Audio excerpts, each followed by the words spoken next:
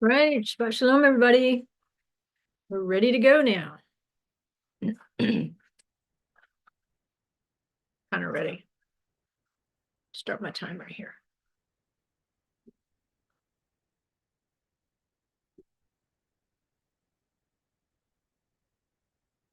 All right, so we're back again with the next installment of Heaven is Shaking the Bear. And it seems like each week the bear gets shaken a little bit harder than the week before. And he's okay.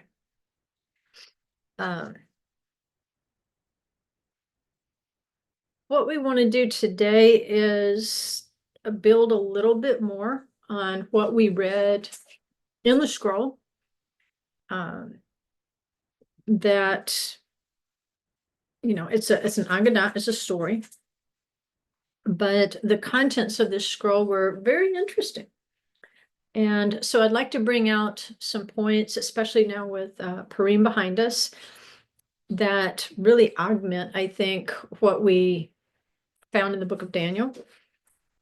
Since both, Daniel's at least partially set within the Persian Empire. Of course, he began with the Babylonian Empire and then persisted into the Empire of the Medes. And of course, the Medes and the Persians aren't really that different of people. But we know that Esther comes after Daniel, definitely set within the Persian Empire. So within these two scrolls, Daniel and Esther, we can see three. Even though Medo-Persia is considered one, we can see the first three empires of the beast. And, you say, well, why isn't Assyria considered one of the beast empires, even though it was a large empire? And it did, of course, conquer the 10 northern tribes, disperse them. And it did come against Jerusalem, but it never conquered Jerusalem. It conquered a lot of area in Judea, but it never conquered Jerusalem. And therefore, it didn't meet that criteria of a beast kingdom. A beast kingdom, the wiring of it is to take possession of Jerusalem unlawfully, in terms of mission, but lawfully in terms of a temporary mission. In other words, when Israel or Judah falls into apostasy, he might allow a beast kingdom to come in and to subjugate the land, which will make the land desolate. It won't just be desolate of people, it will also be, physically desolate itself. And this is where the abominations come in. Anytime there's idolatry in Israel, it will create desolation. And in that case, the beast kingdoms have at least a temporary permission to come in and to subjugate. And that, you will see, is the pattern of beast kingdoms. And this is what all the beast kingdoms have in common, whether you're looking at Babylon, Medo-Persia, Greece, or Rome. The thing that they do have in common is going to be that each one of them not just conquered Jerusalem, but they subjugated it. And of course, imposed taxes upon it, which in ancient times, of course, was a sign that, the person who's going to receive the tax is the conqueror, and the one who pays the tax is the conquered. It tells us a lot about our modern day system, doesn't it? All right, so I'd like to give you some slides to look at. For some of you, I think it's easier to follow along with the visual than just my voice. And so I do have visuals again for you this week. And I hope you're seeing the visuals right now. Let Alan know if not, and I can try again. But let's continue on and let's review a little bit of our pattern. As we know, over the last week, of course, the Middle East has lit up. Missiles are flying everywhere. And we'll try to explain a really strange thing about these missiles. Oddly, Iran started aiming missiles at the Gulf states, states that really have been their allies. So, well, what's going on there? What's up with the bear? Okay, we'll take a look.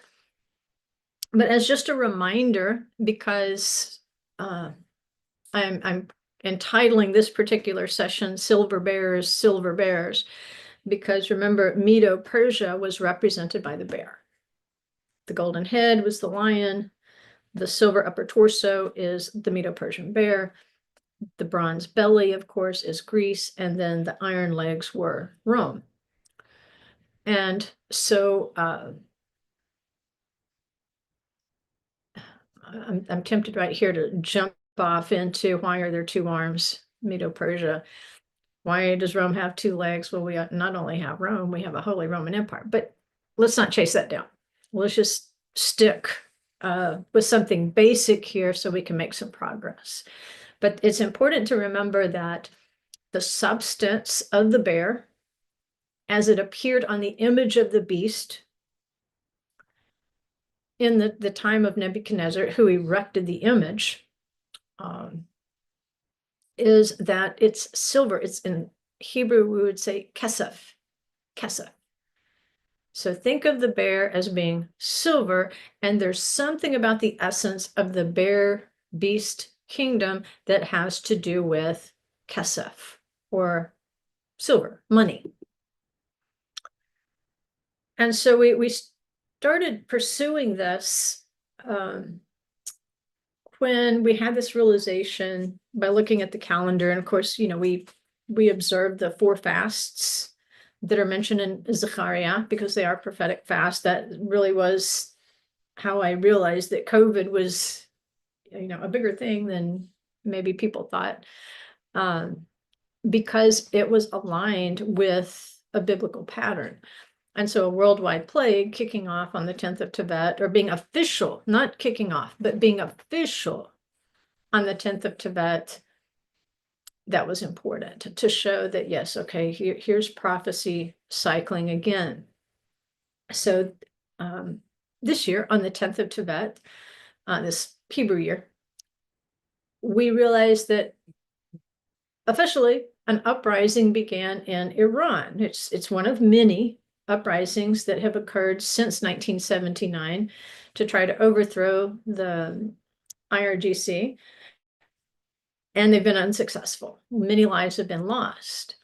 And so there was another uprising that was pretty much called on the 10th of Tevet, and ultimately that led to a military buildup, which we were watching, and saying, it felt like watching an old spaghetti Western, a standoff in the middle of town where you've got 2 guys facing off and you don't know who's going to pull first. And now we know who was going to pull first, or who did pull first. So we had the military buildup, and now we have the war. And so in keeping with the pattern here of the Fast of Tevet, we know that it's a kind of a kickoff date for regime change. That's what it represents in scripture. This is the history of the fast, the 10th of Tevet, as it aligns with these other fasts, like the 17th of Tammuz, the 9th of Av, and then, of course, the fast of Gedalia. Those 4 fasts do have something in common, and it has to do with the changing of regime. And so this latest, of course, the fast of Tevet, and that's one thing, when you're fasting on a particular day, there's a lot of things you don't have to do, like prepare food, wash dishes, and those sorts of things. And so you got a little more time to dig in and say, okay, current events, what's going on in the world right now? And of course, here we were. That's when I realized, I started checking, like, well, when did this start? Wasn't apparent right then, but you felt like something was building up, and it was building up. And so a couple weeks later, I'm like, well, let me look back here. And that's when the date just kind of pinged off of the screen.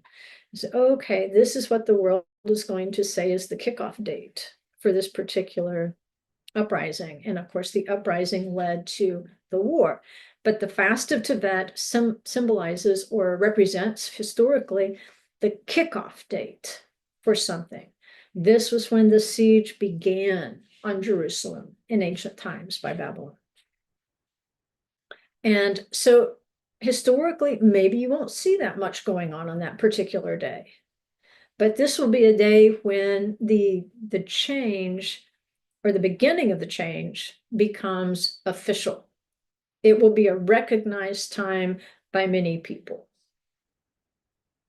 And so as we look at these particular fast days and what they represent with regime change, we can even see it if we flip over to the scroll of Esther. And if you remember how Esther starts out, Queen Vashti is summoned into the king's presence so he can show her off. She refuses to come. And he's advised, get a new queen. We need a regime change here. We don't want Vashti representing the women of our kingdom. And so look for a new queen. And he does. And so it's going to be 7 years into his reign that we see this regime change. So not only do we get the month of Tevet, the 10th month, as a marker for when this regime change takes place, when Queen Esther officially replaces Queen Vashti, we're also told that it's in the 7th year of the king's reign, which we know 7 is a number of completion. In other words, this phase is over, a new phase is beginning. And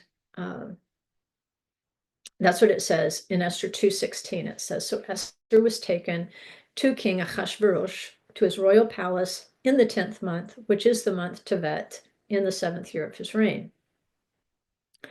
And at that point, we don't know that wicked Haman, may his name be blotted out, is going to start a war with Mordecai and eventually against all of the Jews in the empire. But this is a significant event that will be tied to this war that Haman wants to wage upon the Jews in the empire. So it's only after the war was initiated, only after the decree goes out, in which wicked Haman, may his name be blotted out, he paid a wicked amount of money. I've heard several estimates today. I kept asking people now, what would that be the equivalent of? Because I can't do math. What would this amount of silver, there's our silver, what would this amount of silver be worth in modern currency that wicked Haman offered to the king if it was okay to kill the Jews? And I've heard from $6 to $10 million. So Haman was a serious Jew hater. But it didn't start with hating all the Jews necessarily. It started with hating one. He felt like Mordecai disrespected him, and what happens? He wants to kill them all. And so he initiates this war against the Jews of the empire. Well, of course, the trap he set was the trap that he fell into. The gallows he built was the gallows he was hung from. And so it's only after this war is initiated and wicked Haman is executed, may his name be blotted out, that the king goes ahead and he gives Queen Esther all of his property, all of Haman's property. Because remember, he hung his 10 sons too. And so, I've had all sorts of rabbit trail questions about, okay, did Haman actually pay the full amount to the king, or was it going to be held in trust until the full execution of the decree? And did Esther inherit all that silver that Haman had planned to pay the king for the okay to kill all the Jews? What was going on there? Because there is that weird little sentence, that weird little verse in the scroll of Esther that talks about a tax. When everything was said and done, the king imposed a tax upon the empire. And you're like, but do you really need to? Because didn't wicked Haman, may his name be blotted out, didn't he give him, $6 to $10 million worth of silver? I mean, silver appeases the bear, but the king initiates this tax. Where is this coming from? Well, we had the hint, we had the heads up last week when we read some passages from Yoma 77 that describe the interaction between the Prince of Persia and Gabriel. But it was through the decree that came through Mordecai and Esther later that the Jews received legal authority to defend themselves against those who sought their lives and to seize their property. So it's one of those things, if somebody tells you they're going to kill you, believe them and prepare yourself. And so the king gave them legal authority to defend themselves against those who sought their lives and wanted to seize their property. That always goes together, guys. In every pogrom, they don't just kill Jews, they take their property. In every expulsion of the Jews from a country, they not only keep all their tangible property, there's typically tons and tons and tons of debt now that they don't have to pay. Because especially in Roman Catholic nations, they wouldn't impose a poll tax like you see in Islam. They would pass laws to prevent them from holding certain jobs and occupations. And so this would drive Jews into professions like money lending, portable things like silversmithing, goldsmithing, precious jewels, because these were portable items. You could put them in your pockets and run. And so by forcing them into this economic corner, what could they do? They could tax the revenue from the money lending. They could also borrow money that once they had borrowed to the point they couldn't repay, then they would expel the Jews and they didn't have to repay it. So taxation was definitely part of the plan. But when we're looking at wicked Haman, may his name be blotted out, remember he was an Amalekite. And Amalek is a descendant of Esau, but he's the worst part of Esau. Esau's a little bit more easygoing than Amalek. Amalek is not content to just take your property. He won't just accept a bribe to keep you alive like Esau will. Amalek really wants to kill you. He really does. And he will not be happy. Remember that how his countenance fell and how upset and depressed he was when Mordecai wouldn't bow to him? He will never be happy until he can kill Jews. No matter where Amalek is. There's this spirit of Amalek. He doesn't have to be identified with a certain people group. Amalek can be anywhere, but Amalek is murderous. So Esther, it is a book of hidden things. You know, that's what her Persian name means. But the hidden things, just like the sacred name is not written in the scroll, but they're plain. It's plain who's working in the book of Esther. And some things, it's like, it's plain as the nose on your face. But, you know, some people want to be argumentative, but it's truly when Adonai works, you don't have to say his name, you know he's working. It's sometimes understanding is better than words. I'll say that again. Sometimes understanding is better than words. So even before the time of Esther, Daniel helps us to understand he has this 21-day wait for Gabriel. And what is he doing? He's fasting. He's fasting and he's praying. And in that 21-day wait, for Gabriel to break through the blockage of the Prince of Persia, of Dobiel's obstructionism.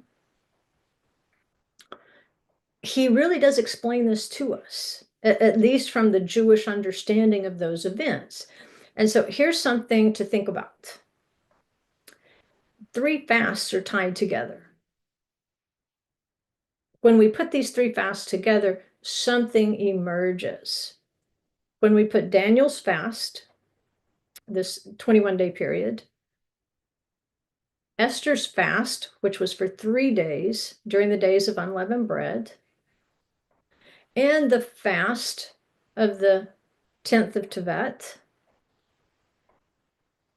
you put those 3 fasts together, and what you realize is each fast documents a time of regime change, because the message that Daniel's going to receive at the conclusion of this 21 days is the unfolding of world history, of the rise and fall of the beast kingdoms. Esther's fast is going to be to deal with a particular murderous time during the bear kingdom of the beast. She has been there marking a regime change.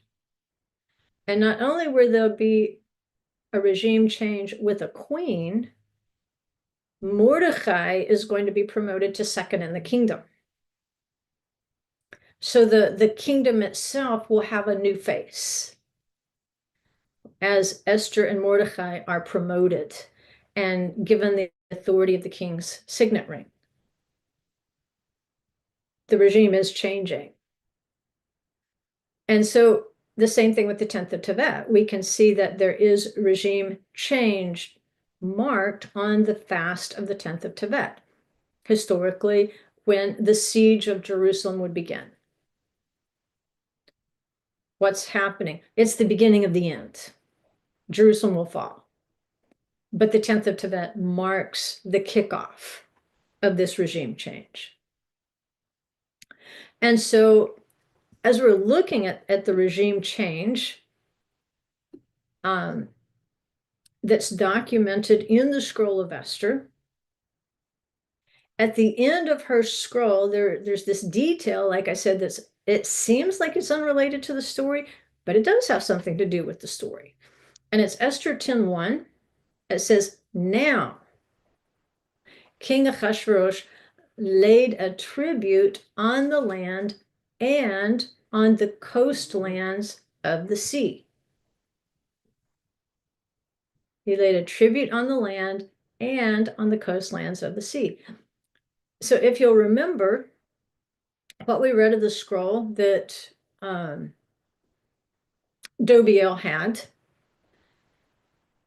because of the 21 days that he obstructed Gabriel, he was given 21 kings plus the seaport of Mashhik, which is in the Persian Gulf. And so it's now this weird verse, like, what does it have to do with the story of Esther? Now, King Ahasuerus laid a tax, he laid a tribute on the land and on the coastlands of the sea. And so that takes us back again to that passage we read out of Yoma 77, in which Dobiel, the prince of Persia, requested for a decree. He's requesting an agreement by the heavenly host. Now, who makes up this heavenly host? I don't think we know exactly. Remember, it's an Agadah, it's a story. But there is a general consensus. There is an agreement by the heavenly host to tax the Jews. And then we read about how Gabriel tries to get the scroll away from him, and then he swallows it. And then there was a dispute as to, was it legal or not? Was it signed or not? Was it finished or not? And therefore, the effects of the scroll would be very unpredictable. It wouldn't be like a very blanket thing, that there would be periods when it would be in effect and then it would seem to fade out. But the particular thing he asked for, which is really odd, especially if we just go back to the scroll of Daniel, and it asking for a tax, relating it to the story of Daniel, doesn't seem to have much to do with the story of Daniel any more than this tax has much to do with the book of Esther.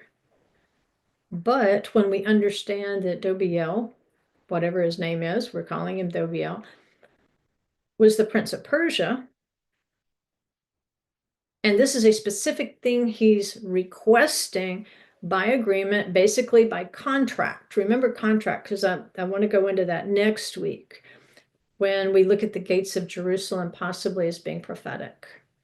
And how can this contract not necessarily be broken, but how can this contract with Dobiel and the heavenly host, how can it be concluded in order to open the gates of Jerusalem? But that was his request. He wanted to tax the Jews. And so we'll read one little section out of there just to refresh our memory from Yoma 77. It says, they then brought Dubiel, the ministering angel of the Persians, and put him in the place of Gabriel, and he served for 21 days. As it is written, but the prince of the kingdom of Persia stood opposed to me for 21 days, but lo, Michael, one of the chief princes, came to help me, and I remained there beside the kings of Persia.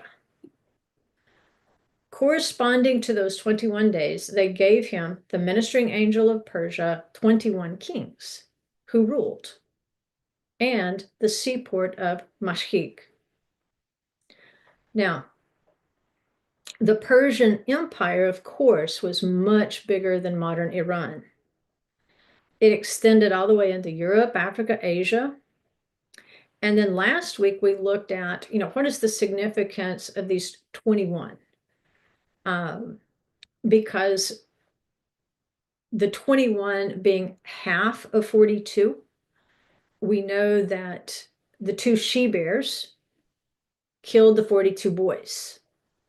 We know the theme of the 42 months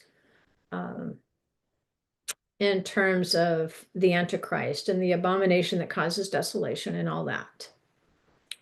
But with two she-bears, we say, okay, maybe we should divide these 42 dead boys that Elisha called out the bears on. There's two she-bears. Okay, let's divide it. There's a reason there's two instead of one. And so maybe we're looking at the Median bear plus the Persian bear. Maybe we're looking at the Medo-Persian bear in two different time periods. With prophecy, you have to look at different possibilities. But what we do know is that according to the Agadah, those 21 days of obstruction were rewarded with 21 kings plus the seaport of Mashhik, or control of the Persian Gulf. That's another way of saying control of the Persian Gulf. When we look at the Arab League today, and there's 22, but one of those doesn't belong. It's not a thing, never was a thing, never will be a thing. But there's 21 territories that are bound together, and they don't have a single ruler. They're literally, in some cases, there literally are kings, but there's 21 rulers. And what binds them together is their religion's holy book, the religion itself, and the language is part of that. And then there's a culture that's produced from that religion. When a large number of people are observing the same religion, it also produces a culture. And that religion's name means submission. And if you'll remember, originally, it was Haman's fury, may his name be blotted out, that Mordecai would not bow in submission that sparked his plan genocide of the Jews and the entire empire. And see, this is the part of the beast kingdom that Amalek can play upon. Amalek, remember, is the murderous spirit that can rise up within a beast kingdom. He knows that the beast kingdoms have in common a huge empire stretching from Europe all the way to Africa, to Asia. And what the beast does not want to do is give up territory. Even though they kind of swapped ends during the time of Alexander, if you'll remember, Alexander comes all the way from the area of Greece. He comes from Europe and marches his army all the way to Persia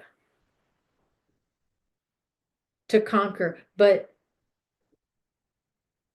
all that really does, like before, Persia had marched all the way to Greece in order to enlarge the territory. So the territory is fairly constant. A huge amount of territory. And what do all these beast kingdoms have in common? Again, they all conquered Jerusalem and they all held the territory of Israel, submitted it, and taxed it. And so Mordecai knows he can play upon this aspect of the silver bear. If the silver bear has this permission to tax not just the Jews, but we know Christianity grew out of Judaism.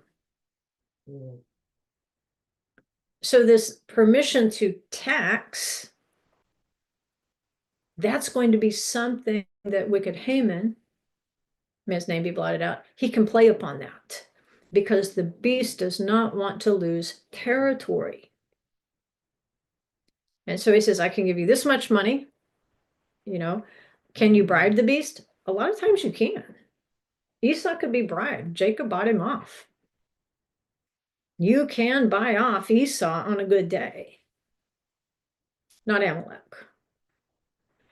And so wicked Haman says, I'll give you this much silver, $6 to $10 million worth of silver, if you let me kill all the Jews. Because Mordecai would not submit. And so when he has this conversation with the king, wicked Haman, may his name be blotted out, makes the king believe, he doesn't name the Jews, he makes him believe that there's a people who might cause trouble in his empire. When there's trouble in the empire, what do? You lose territory and you lose tax money. You lose tax revenue. And so he plays upon that. Of course. Of course he does. So silver and the bear really do go together. And that's what it says in Esther 3:5. With wicked Haman, it's not a matter of money. It's a matter of submission. It says, when Haman saw that Mordecai neither bowed down nor paid homage to him, Haman was filled with rage. Was filled with rage. To this day, when you have protests and so forth within that religion, they're typically labeled as days of rage, and they'll be advertised as such. On this particular day, we will, celebrate a day of rage. And to this day, you will see the spirit of Amalek concealing itself within Esau, who is the red one. He's the red beast. And remember, Esau, he's pretty happy if he can just subjugate you. He will always be arrogant. He will despise people outside of his religion. He will consider them lesser. And he will need to remind them. Remember, with him, it really is about feeling superior. And he's typically content if they will submit. He'll just be happy to humiliate them. He'll pass laws like when we talk about this demi tax, one of the other laws that was practiced in the empire of this particular religion, if Jews were, number one, Jews could not ride horses. And if they were about to pass a Muslim, then they had to get off their donkey.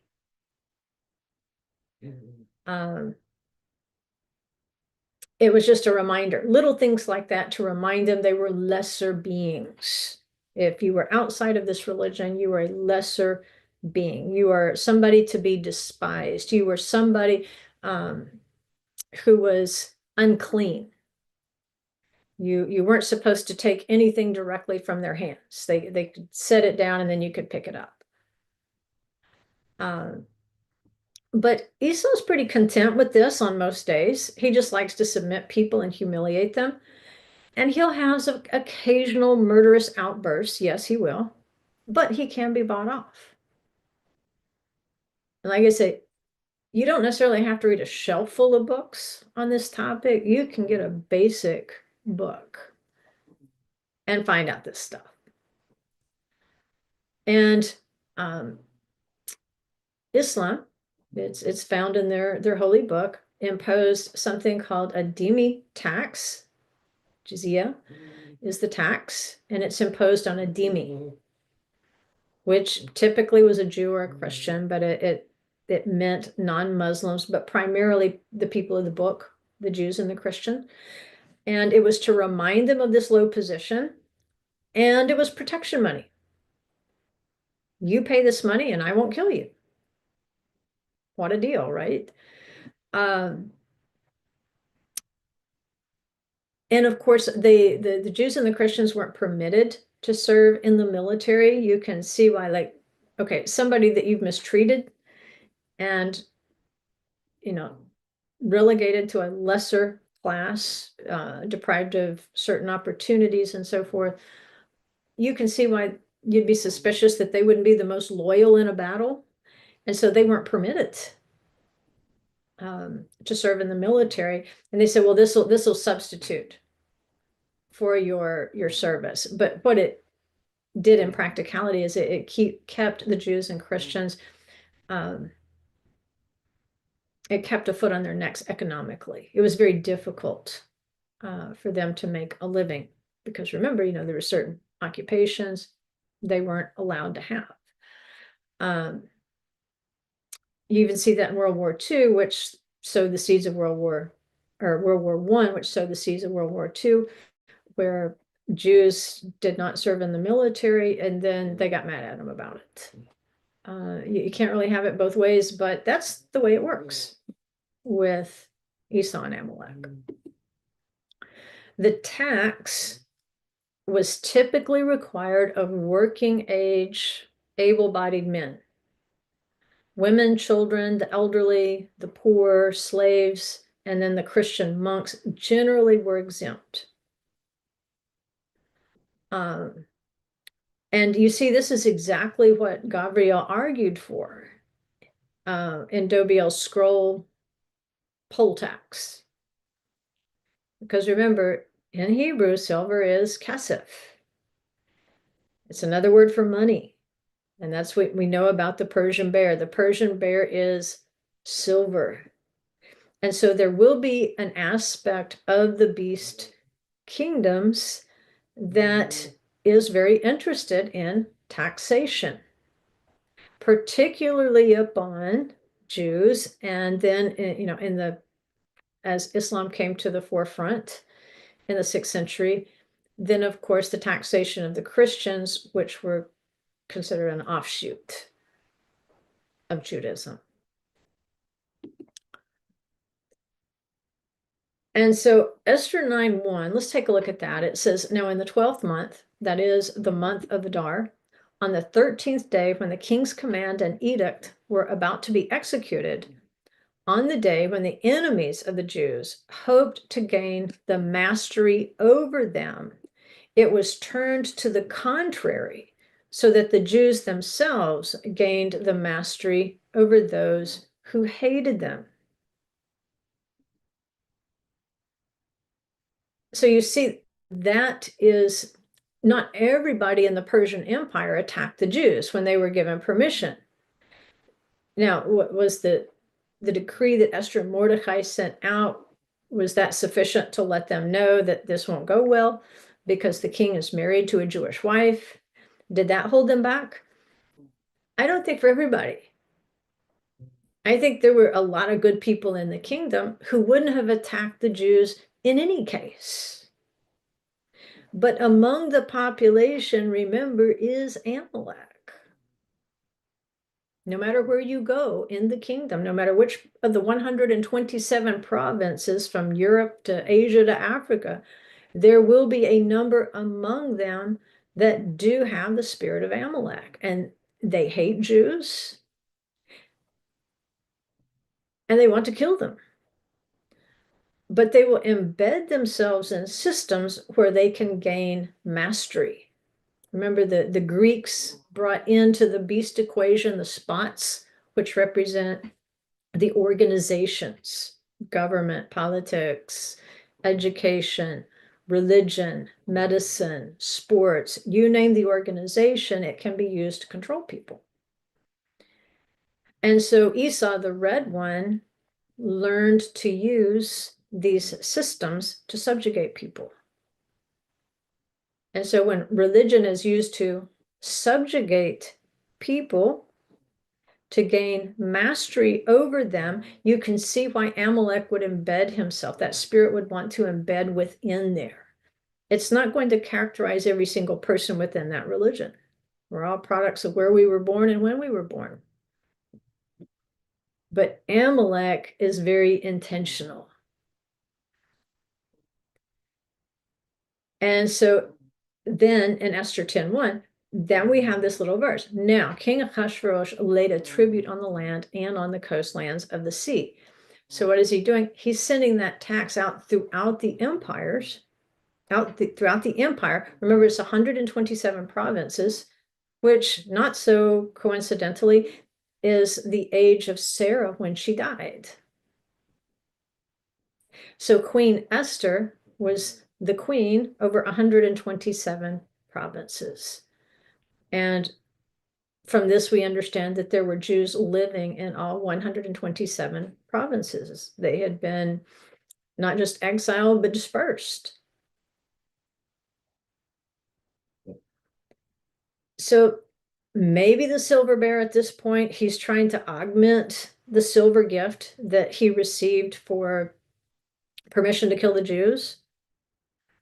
We know that Amalek will always pay to slay rather than take a bribe. Esau will typically take the bribe. He would like to have the silver. Amalek is the silver is a tool. It's a tool to obtain the murder of Jews or Christians, anyone who won't submit. Now, even when this protection tax was imposed throughout the beast empires, it did not prevent those periodic pogroms against Jews in the empires.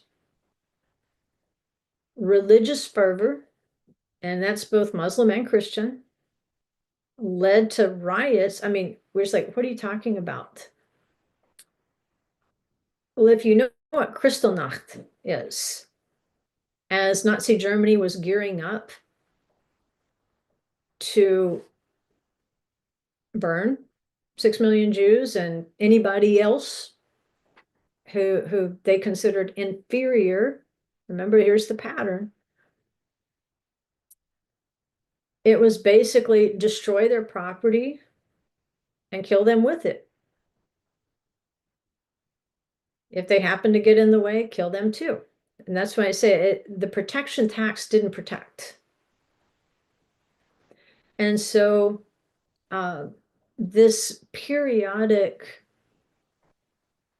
pillaging of Jewish property and killing of Jews, this occurred all over the empire of the beast, from Europe, near Middle Eastern countries, It's not a new thing. It's been going on for a long time.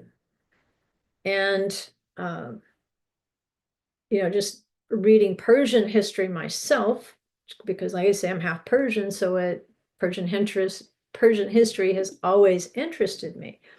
And so I know this history. It didn't just start. And in the Middle Eastern countries, it was no different than the periodic pogroms in Europe. Jews were slaughtered, they were raped, they were pillaged, they were forced to convert to Islam in many cases. There were laws that basically, if you kidnapped a girl young enough before she was married, you could force her to marry a Muslim and to convert. And this is why often, if you'll see these old pictures, so I've got a book here called Esther's Children. It has some awesome photos. Um, it looks like these marriage photos, these kids, like they're children almost. Well, they had to go ahead and legally marry them, children to children, in order to exempt them from this little loophole where the little girls could be kidnapped, basically, and forced to become the wife of a Muslim. They seem to respect the marriage contract. That's, there's an oddity. I respect this, don't respect that. But this shows you the pattern. And so when Israel became a state in 1948, Middle Eastern Jews were expelled from their countries, and typically their property was retained by government. So many of the Jews, especially those from Iraq, when they were expelled from Iraq, and remember, it wasn't quietly, it wasn't peacefully, many were murdered. Their properties were seized violently, not peacefully. It wasn't just like, hand me over the deed to your house. Lots of bad things accompanied, hand me over the deed to your house. And so with Iraqi Jews, often, they would get on the plane and they would land in Israel with nothing, maybe but a suitcase. And so what happens? They retain the property. They retain the silver. So the silver bear, there's that aspect of it. I don't just want to get rid of you if you won't submit. I want your money, I want your property.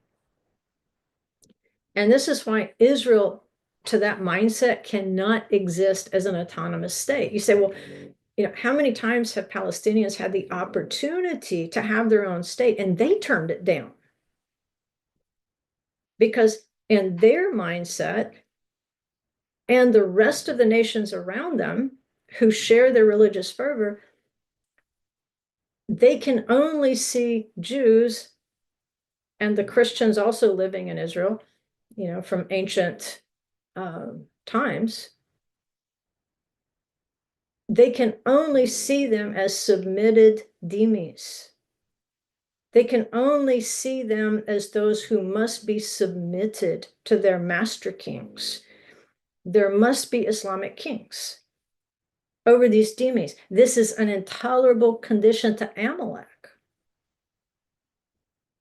It's not going to tolerate anything else. Because religion, remember, is its primary organizing entity. Even though government, civil, criminal law, military education, all of these other systems are part of the package, but you've got religious creep into government, into law, into the military, into education, into every system.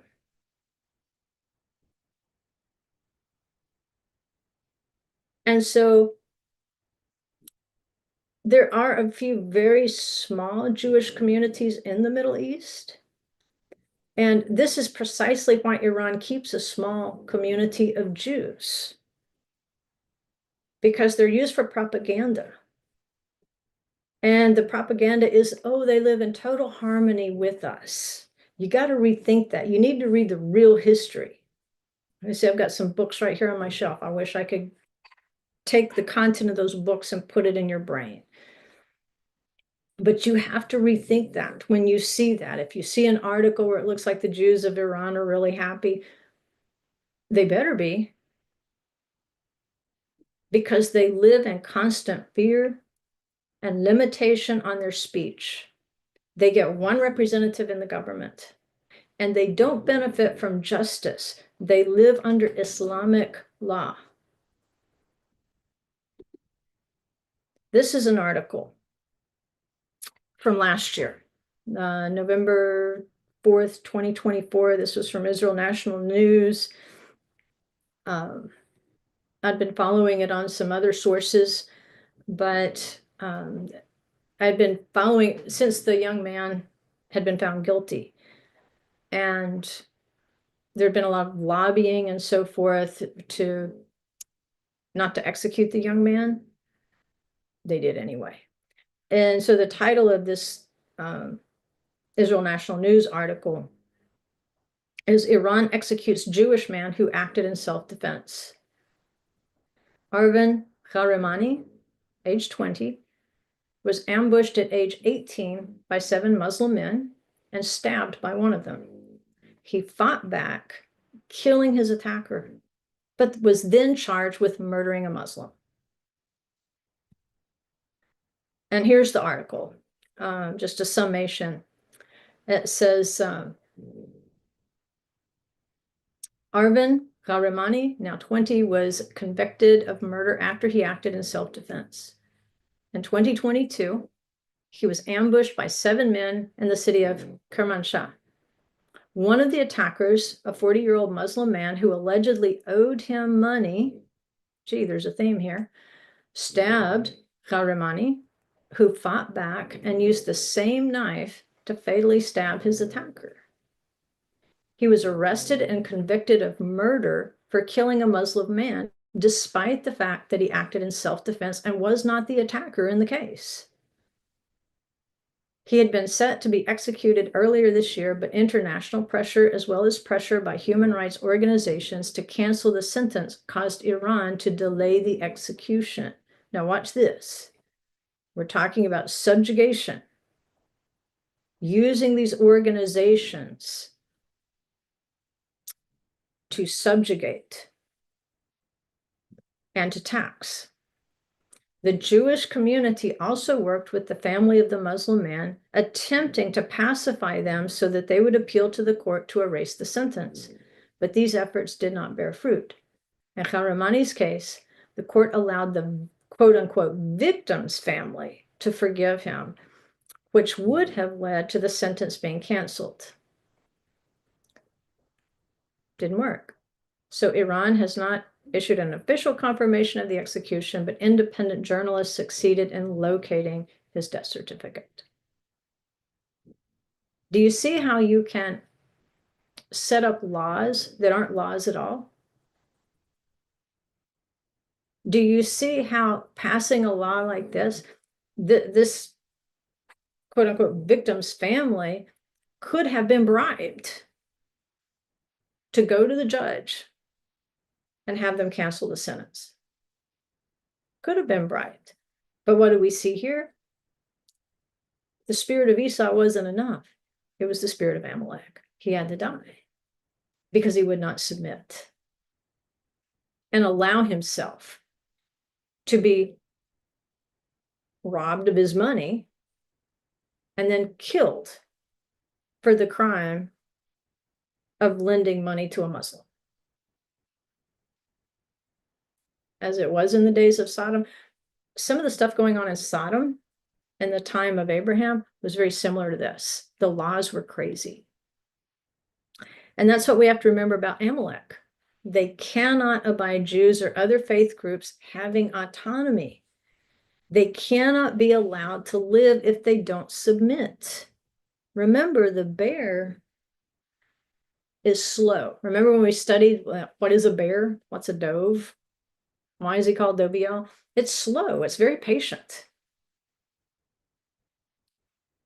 But this is what we have in common here.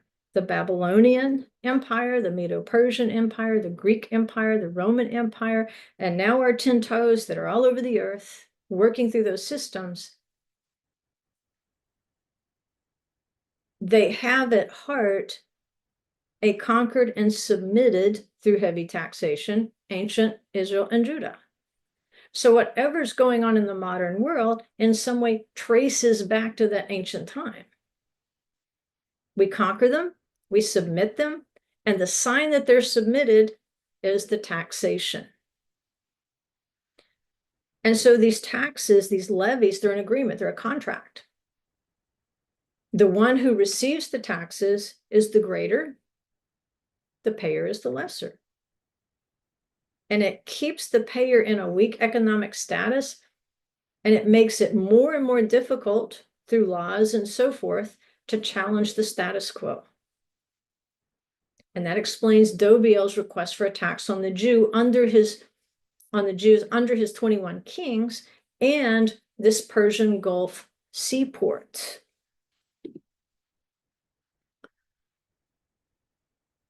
And so,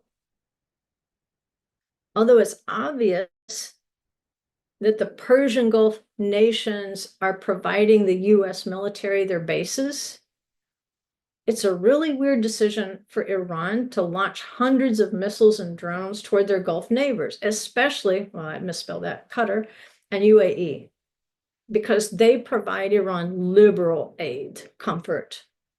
They launder their terrorist assets. And it doesn't seem logical, like you're launching missiles at your friends who are covering up all the stuff you're doing, who are augmenting what you're doing.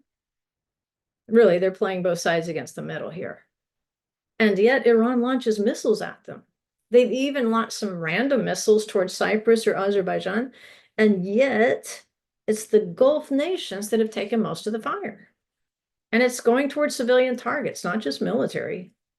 Why an airport? Why an apartment? Why is the IRGC making such a suicidal decision? Well, remember, there's 21 kings mentioned being awarded to Dobiel. But it's the seaport of Mashhad. It's the most interesting relative to Iran's decision to attack the Gulf nations. Because yes, there is this alliance of 21, the Arab League, but there's also Mashhad, which is the power of the Persian Gulf to transport goods. And it's being shaken apart.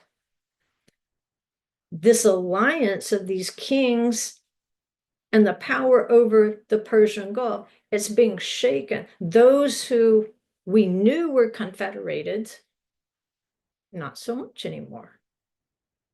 It's not making sense in the logical, rational realm, but knowing what we know about how Adonai says he will shake the heavens and how this would affect what holds these 21 kings together, along with Mashhad,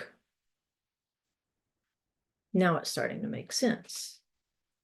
It isn't something in the rational, natural world.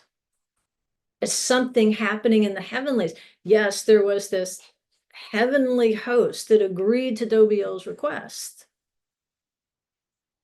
And it's been ongoing. We can trace the history of the Jews from then and see, yes, Dobiel at least got a partially fulfilled request. And it's ongoing. But we've also studied how when the time, when that scroll is rolled up, when that regime is over, when the beast is nearing its end, he's going to start shaking some things. And so alliances that seemed pretty clear before are going to seem less clear. And so this last screen here, I guess we need to stop just because of time, and we'll pick up here next week. Mizrat Hashem. You can see the island there, Bahrain. There's a military base there. But that Muharraq island that you see there is where it is thought that ancient Mashhad was located, because Muharraq is an Arabic word. Mashhad is Persian. Let me see if I can find you a picture of it here. Here it is. what's interesting about this village where Mashhig was in Bahrain, which of course would be the seat of power for the prince over the Persian Gulf, who would be serving under the Prince of Persia. Believe it or not, the oldest Christian church in this Gulf area is right there in that village. And this is an aerial view of the excavation. And you can see the layout there of the church. And I believe this is what, 4th century? What does it say here? I'll put the link there for the article. So if you wanted to look it up, it's in Arab News dated July 21st, 2024. But they excavated the oldest Christian church in Bahrain. And it dates to the 4th century before Islam. And so it's just, I don't know if it's coincidental or whatever, but the oldest Christian church in that area being located in the seat of one of the vital areas of power given to Dobiel, and it being excavated within the last couple of years. That's awesome. That's like, wow. Because it just reminds us in the end who wins. It reminds us of what's going to happen to Amalek. It reminds us of what's going to happen to the beast. It reminds us of what's going to happen to the dragon. And it reminds us that we have to be steadfast.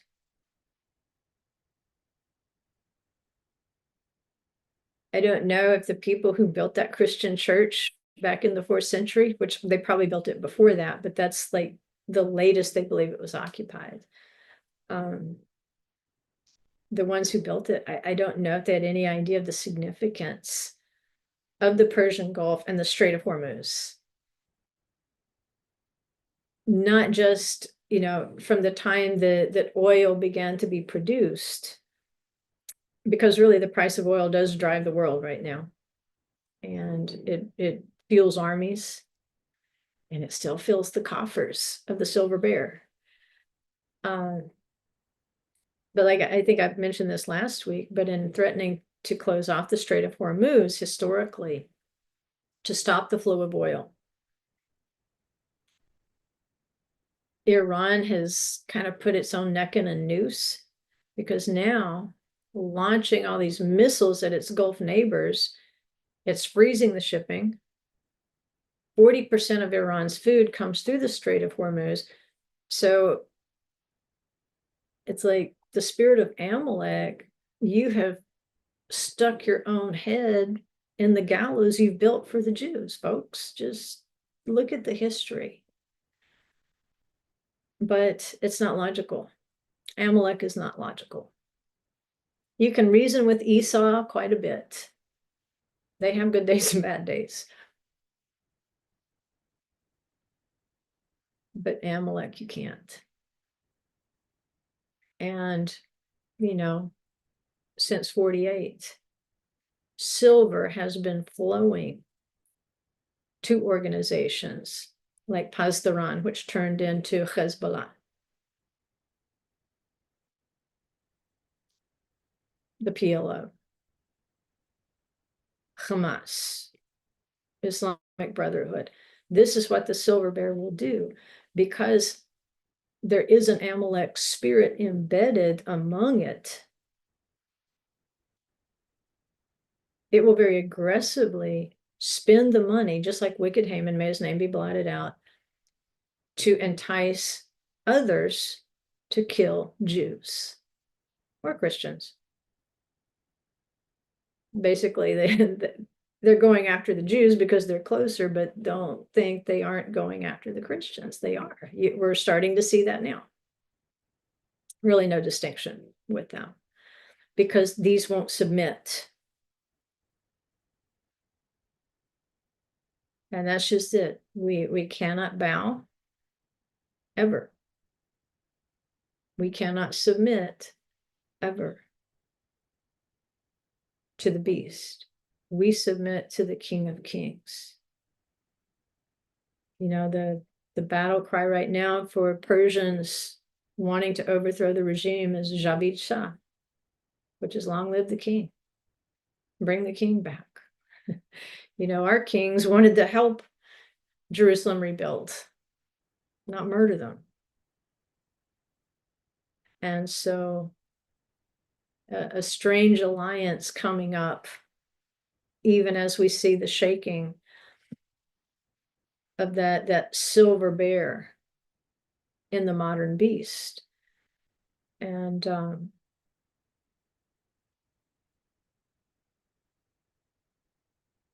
it's not just a matter of silver. It's how much silver the bear will spend to kill a Jew. To them, the silver is nothing. It's all about submission, hatred, power.